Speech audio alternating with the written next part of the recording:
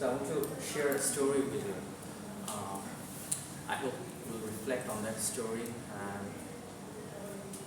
Okay, so it happened something like a boy and his father, they were having a journey on a train.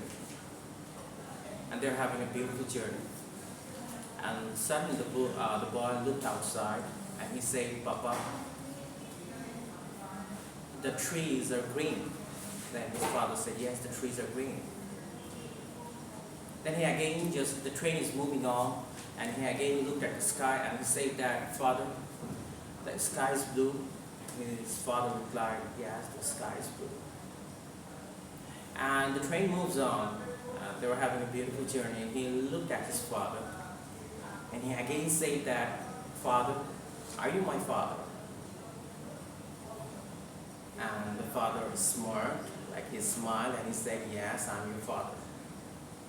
The train moves on, and a lady from backside, she said like, "You know what, your son has got some problem. I think you must take him to a doctor." And the father smiled again, and he replied that, "You know what, my son was blind. He's seeing this beautiful earth for the first time in his life, and he is contemplating, he is just reflecting on his father for the first time. He was blind." And he ended up the story with saying, "Every life has a story to tell. Never judge anyone." Why am I telling you that story? Because when you are at the university, you are going to meet different kind of people, different culture, different genre, and different bunch of people. They don't have culture. They don't have, you can call it like, they don't have that like etiquette that we think of. So these people you're going to meet, and these people you're going to have chit chat with, but you have to have patience. You need to know the inside story. And the lesson is very clear. Every life has a story to tell. Maybe someone being nurtured in a bad way that he doesn't know what manner is. And someone being nurtured in such a good way that he exactly knows how valuable manner is. So this is how you have to get with the people. It's the first lesson for you. Every life has a story to tell. Don't judge anyone. Am I clear for you? The next lesson. If I say you something like that, the second lesson. When you feel like, I think all of you, like those who are married and those who are unmarried, it's okay. But how do you feel like if you love someone, how do you measure that out? Like, how you measure it out, like how much you love him or her? Is there any metrical value of that, or is there any numerical value of that? Like how much you love? And can you exactly remember when did you fall in love? And when you propose someone? You can remember that you propose someone, but can you exactly remember that day that you particularly fall in love? No. And what made you fall in love? You don't know. But you exactly know that you love someone.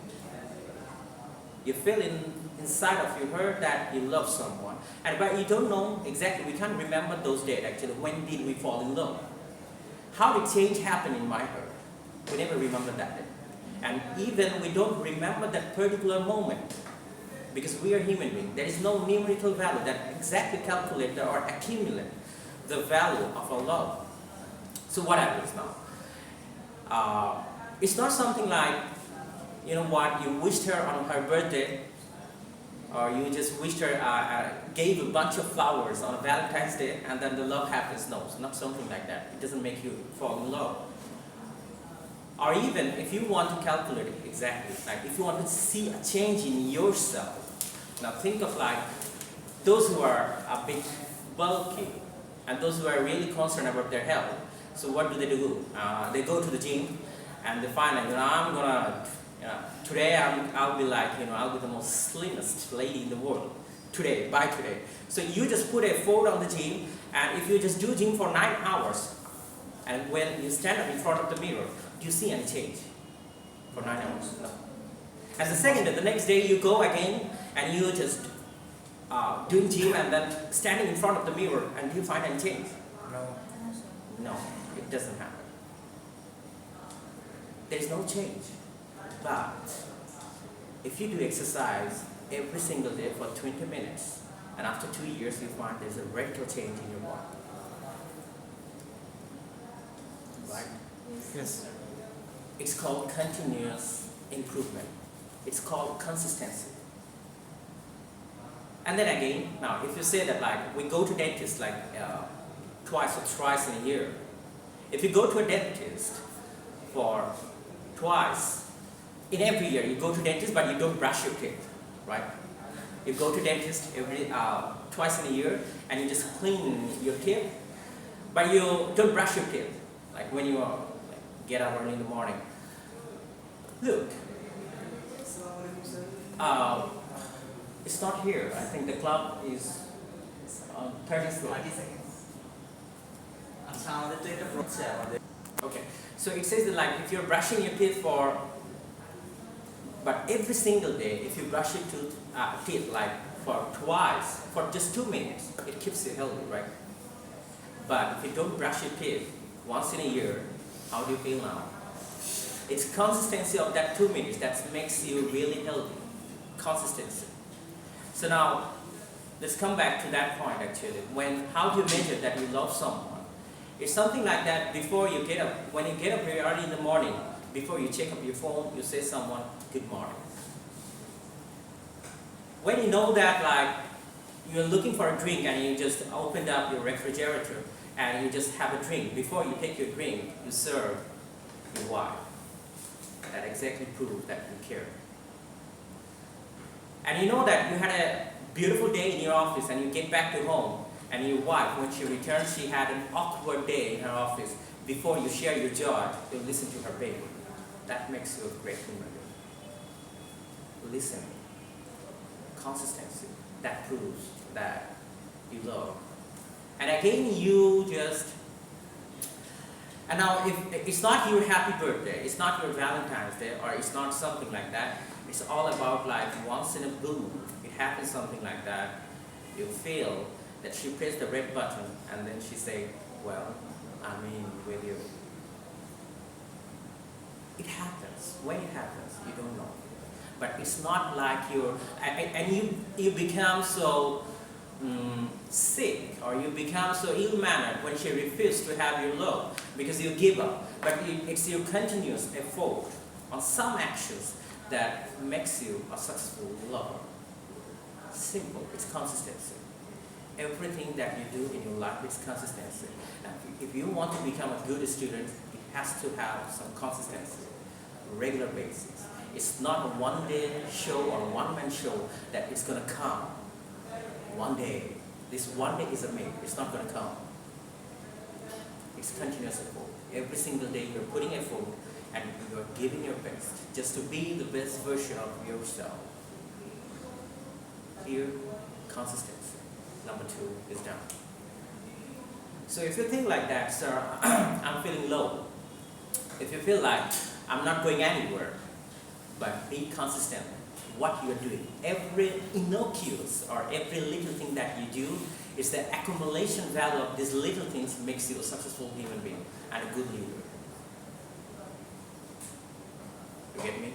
Yes. Every little thing that you do, one by one. Don't give up. If you're doing a good course of action, go for it. Hold it. Don't give it up. If you're thinking like you're on the process of learning, keep learning. Don't give it up. It's not something like you're going to finish the whole chapter in one day. It may take 10 to 20 days to finish a chapter, but don't give it up. Read. And then you become someone whom you dreamed of. You get me? So it's called consistency. Number 3. Number 3 that I want to tell you is that how you can become. I think the number 3 is almost related to number 1. I ask you to listen to me very carefully because I'll put an assignment on that. Make sure that you listen to me very carefully what I've said. It says something like that. If you have heard of like Nelson Mandela, Nelson Mandela was a universally acknowledged leader, meaning that everyone knows that he was a good leader. And he said that his father was the tribal chief of his country. The tribal chief is something like that. From a tribe, someone becomes a leader.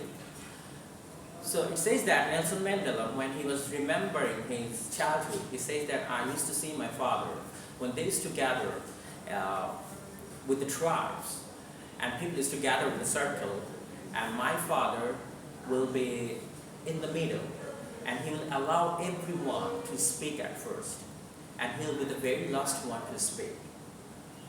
You know what? In our life, we find that there are so many speakers, but we find really difficult to have some attentive listeners. No one listens to us.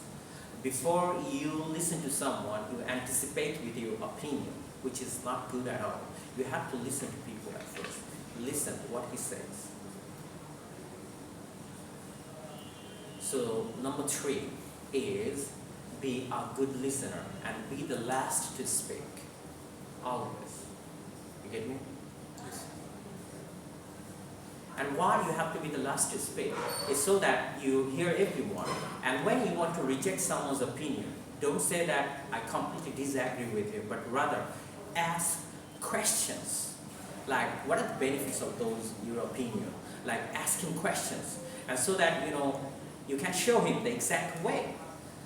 Rather rejecting someone, asking questions to people, it will make it easier for a leader or anyone just to have the opinion. And opinion makes you to think in a better way. You exactly know, because when you're a leader, you exactly know what you're going to do, right? But still you hear to the people. Why? So that you care their opinions, right? So always be the last to speak and listen to everyone. Number 4, what's the time? Is it 11? Okay, almost 11. So I'm going to finish it very quick, wrap it up. Okay. So, the number 4, I would say that it's very interesting and it's very most significant, I think. So, as you grow up, you become a really significant figure as you grow up. But the question is that, how significant you are? Does the world really value you? Or does the world really need you? That's the question we should ask.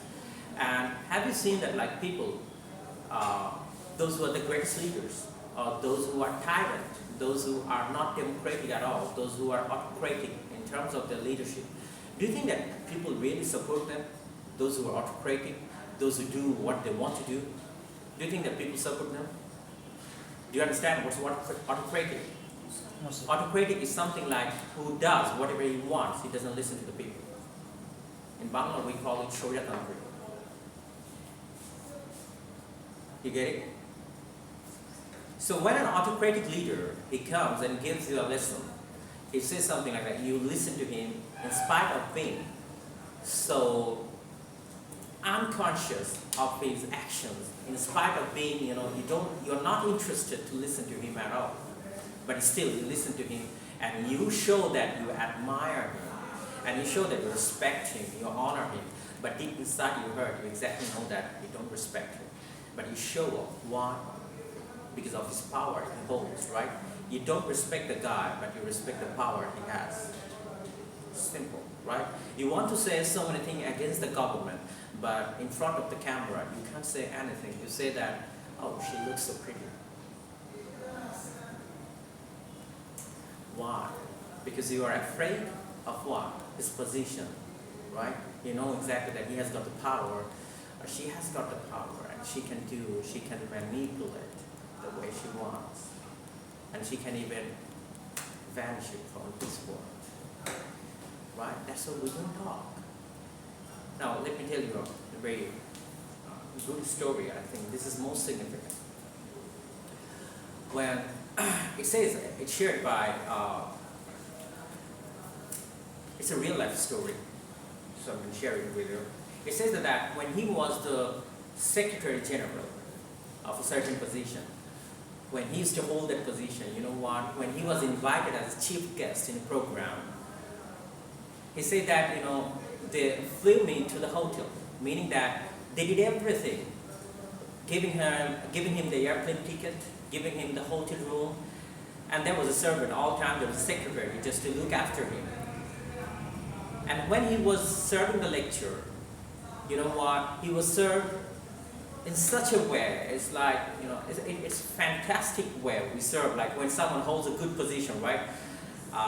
We serve him like, sir, come here, but you deep inside your heart, you know that you hate this guy, but still you're saying, sir, right?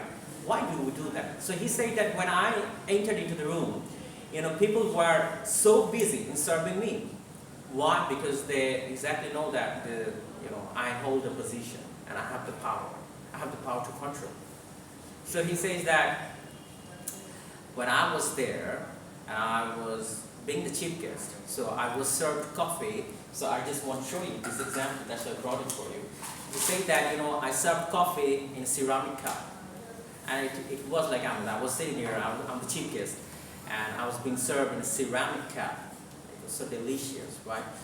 And after a few years, when I just retired from my position, then again I was being called for a training, to give a training on that session. And I found that the same people are here, and I was in a hurry, so I was looking for a cup of coffee because I want to serve the lecture. And he said that when I said that, may I get a cup of coffee, then someone showed me a way, and he said that, here we go, here's the coffee, you have to serve yourself. And he went there, and he took the styrofoam cup, and he took the coffee. And when he was serving the lecture, he said that, you know what, in previous year, I was the secretary, then I was served the coffee in a ceramic cup.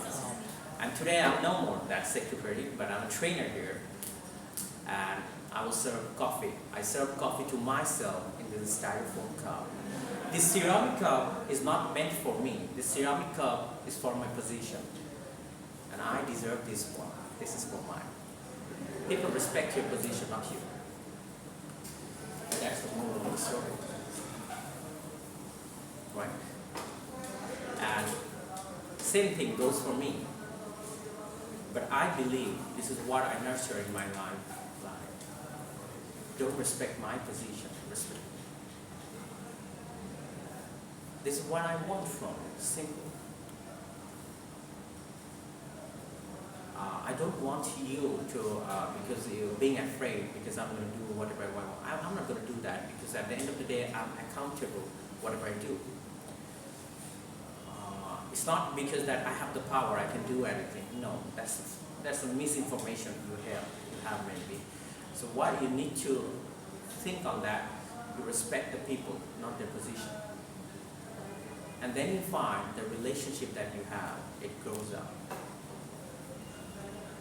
You don't make relationship only because like you respect the position. There's so many, I think you understand what I want to say to you, right? Yes. And you're mature enough. Like, respect the people, don't respect their position. And to be honest, people honor you, people respect you, admire you, and keep praising you only because you hold a position. And if I didn't hold a position, who damn cared?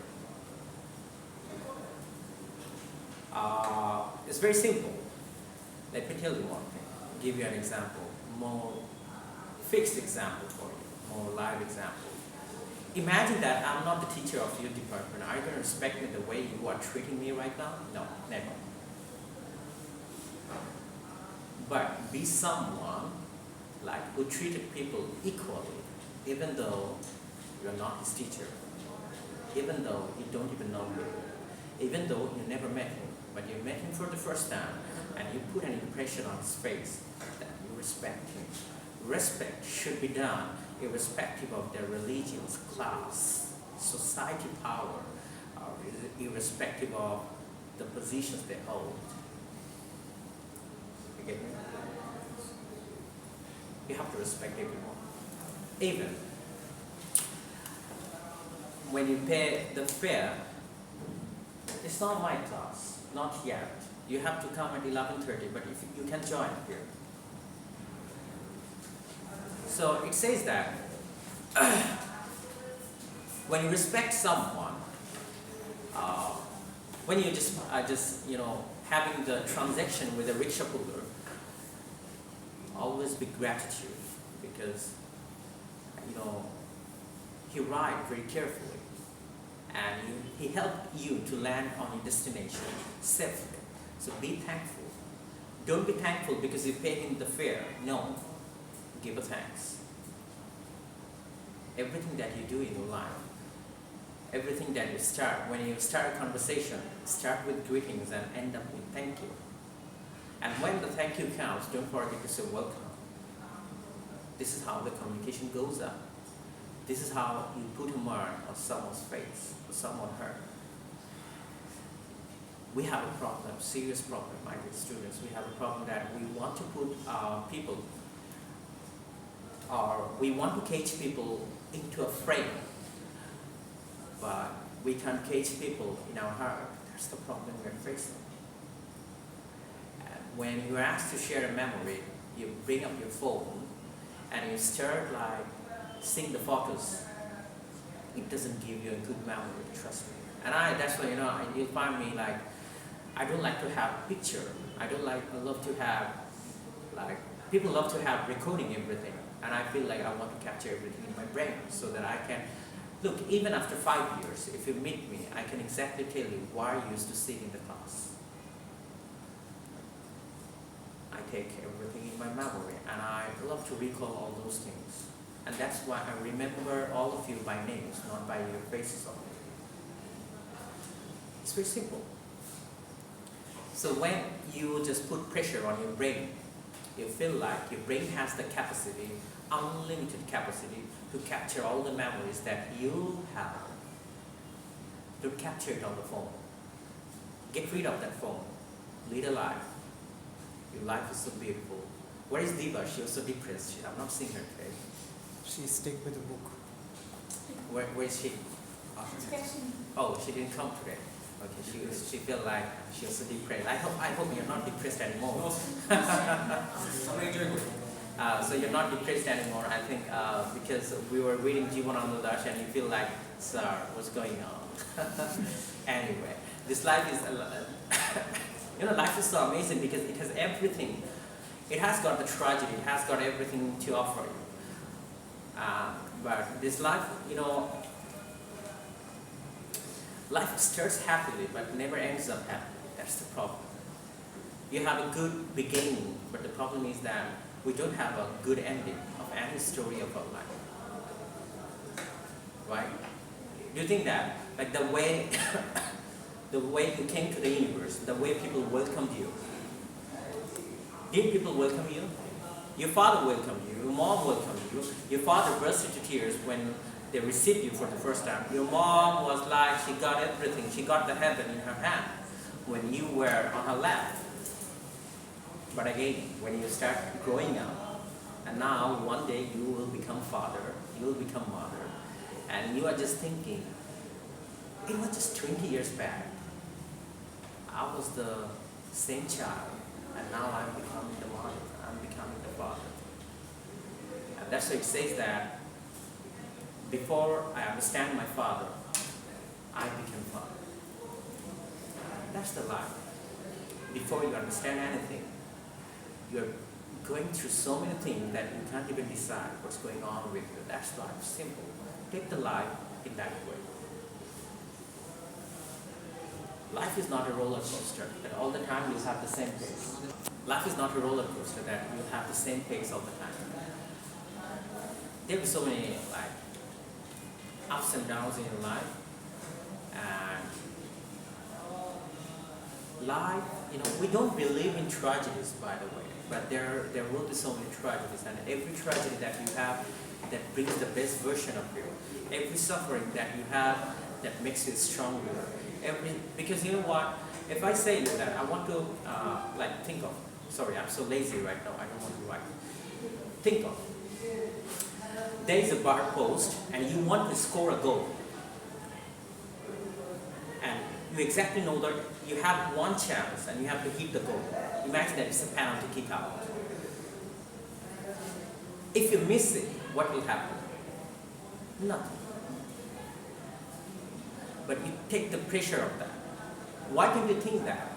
When you miss the vision or you miss the goal, it doesn't cost you anything, but it makes you much more even stronger than you were previously. Now you become more confident. Every suffering that you have in your life makes you someone different. That's life. Someone faces it, and someone regrets it, and someone says that I don't want to face it. And now it's you who have to decide actually whether you're going to face it or you're going to say, you know what, like he says, Martin says, I'm so innocent, I'm not going to face it. You're not going to do so, I think, because life, this is life. Life is going to offer you this kind of bunch of difficulties you have. Face it. You're going to have argument with such people that you don't even care. But it's not something like all the time you have to win in the argument. There are so many things to learn when you lose an argument. Winning gives you the success. If you lose or if you fail, it gives you generosity. It gives you kindness. It creates that humility inside your heart. But if you win, if you become successful, it creates nothing but the ego. And ego is the main prison of our heart. So get rid of those ego. I want to conclude with saying something like that. My dear students, this life that you have is not a 100-meter race against your friends. It's a marathon against yourself. Think of yourself. There is no competition. Don't think that my friend is doing that, I'm going to have the competition. No. Come on. Every single day, it's time to revive yourself and help others to grow. Always help others to grow. Don't be so selfish. Be generous. Be kind to people. And let me tell you one thing. This is the last story I'm going to share. I think you're going to write it down. I think you're not taking the points. Be careful. Last one, the kindness. I think it's number 5 or was that 6? Oh my goodness, it should have been 5. I think I crossed 1. Kindness. Don't stop doing the act of kindness. Doing the act of kindness has 3 benefits. Number 1, if you do a charity, how do you feel? Best. Good? Yes. Good? And when the one who needs the charity, when he receives it, he feels Excited. and someone who witnesses, he feels Good. it's a cycle. So meaning that when you do a good deed, when you do a best course of action, when you do it, you feel good. Who has received the service, he feels good. And your friend who admired it or witnessed it, he feels good too. You see that, the cycle? So don't stop the act of kindness. Kindness, you need it everywhere. Lust. At the end of the day, are you listening to me? Yes. Okay. The lust is something like, at the end of the day, the love you receive is equal to the love you give.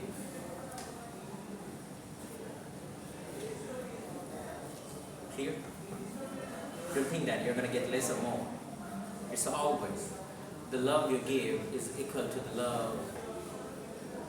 the love you receive is equal to the love you give. Simple. Clear? And this world is generous. God is merciful. Has to be merciful. And you are created with abundance of mercy. Affluent in mercy. I don't need the attendance today. You don't need to write. I can remember all of you now. So, I hope like you people will be generous enough. And one thing I really love is like when you are so resistant, you don't bark like a dog. When someone does something wrong to you and you say, how dare you? Be careful. Have patience. It's okay. I can remember there's so many students, like students do actually with me, but I feel like, okay. It's okay. There's nothing to be wrong, because when someone doesn't know anything about you, he's going to call, like, people are going to address you in a different way. And sometimes it says that, like, in the lift, it happens. That's why I want all of you, my dear students, be careful. Don't bustle in the lift. It gives an awkward feeling. Like, you're mannered, I think, all of you. Going too fast is not going to give you anything. Or going last is not going to give you anything. But being mannered will give you so many things. Right? So I hope that you people will be mannered while you're getting into the lift. And I think the girls, my dear girls, listen. I know that you have so many stories to share with your friends. You know what, last night, what happened? Ball, what happened? And you're going to share that, these are the things. I know that you love to have the gossips, but come on, not in the public place. Why do you have to hold the hand in the lift? Don't you get time to hold the hand? Why you're like holding the hand and you're just slapping? Come on, it's lift. It's not a romantic zone that you're having. Why do you have to talk giving the hand on your shoulder? Why? It takes permission. Never do that. It looks so bad. Until you know someone exactly. And I think those who are mannered, they will never do anything in public. This is what I tell you, because I feel really bad when someone comes from the IT, because you know that the whole thing is being under the surveillance of the CC camera, right? So few things happen. I think some of you, I know that you people maybe you're doing it out of being framed, but when it happens, like someone calls me and says, "Sir, this is what your department is doing. Look at that." I can't look at that because it's my students. You're my children. I can't do that. I feel bad for them. Always maintain a distance. You are framed. It's okay. And look, my dear girls, let me give you a very interesting fact. The boys are the manufacturer of eagle plants. Do you get it? Girls are so innocent, mashallah. The boys are the manufacturer of eagle plants. All the time they have the eagle plants to make you trap. Be careful of the boys. And boys, be careful of the girls. The way they look at you, they look at every single male in the same way. So don't feel that you are the only lover she is looking at. There are so many other lovers she's looking at the same time. And girls love that because she wants to be praised by everyone. Thank you so much. I think we need to go.